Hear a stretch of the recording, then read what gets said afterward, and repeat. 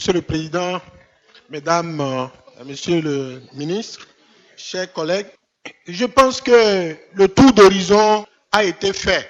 Quand je vais le dire, ils vont penser que je suis gonflé. Parmi nous tous ici, je suis le seul spécialiste du financement du développement.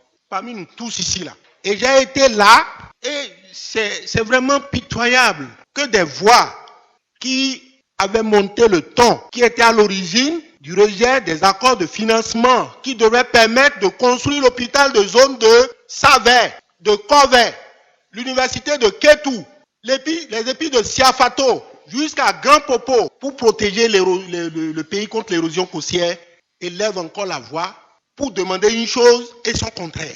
Une chose et son contraire, pourquoi? Parce que le point évoqué est constitutionnel. Et si on conteste, ça veut dire qu'on veut qu'on révise la Constitution. Voilà. Mais en réalité, ce sont ces mêmes voix qui ont eu à rejeter. Et Monsieur le Président, moi j'ai enquêté. J'étais là. Et aujourd'hui, quand j'ai vu, il y a eu un surcoût de plus de 10 milliards parce qu'on a rejeté l'accord sur les pieds de Siafato. Mais plus triste, nous devons travailler pour un système et non éviter de tenir compte d'un homme.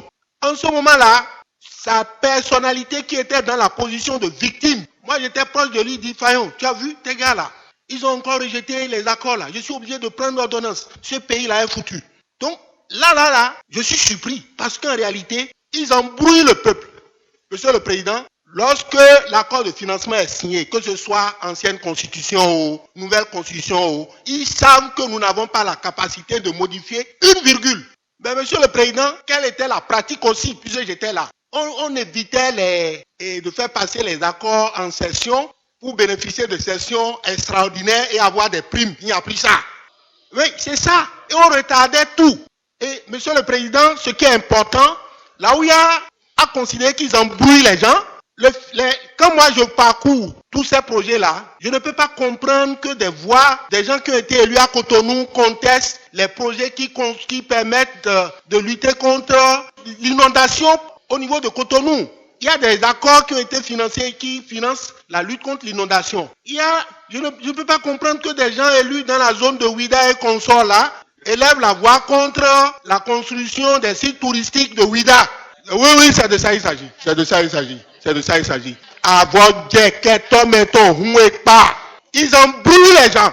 Monsieur le Président, ils parlent pour dire on endette le pays. La plupart des financements ici évoqués sont constitutionnels. Quand vous prenez le financement de la BAD, c'est 0,15% l'an d'intérêt, c'est 10 ans de différé. Je dis bien 0,15%. Concessionnel.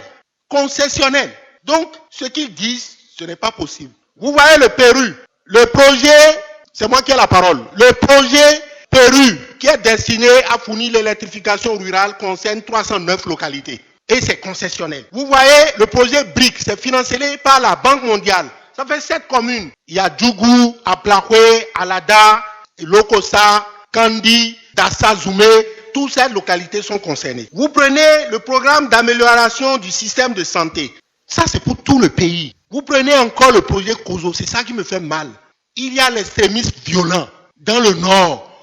On va signer un accord de financement pour lutter contre ça, pour essayer de lutter contre l'extrémisme violent et des gens contestent. Pour dire qu'on ne voit pas. Non, ils ne verront jamais.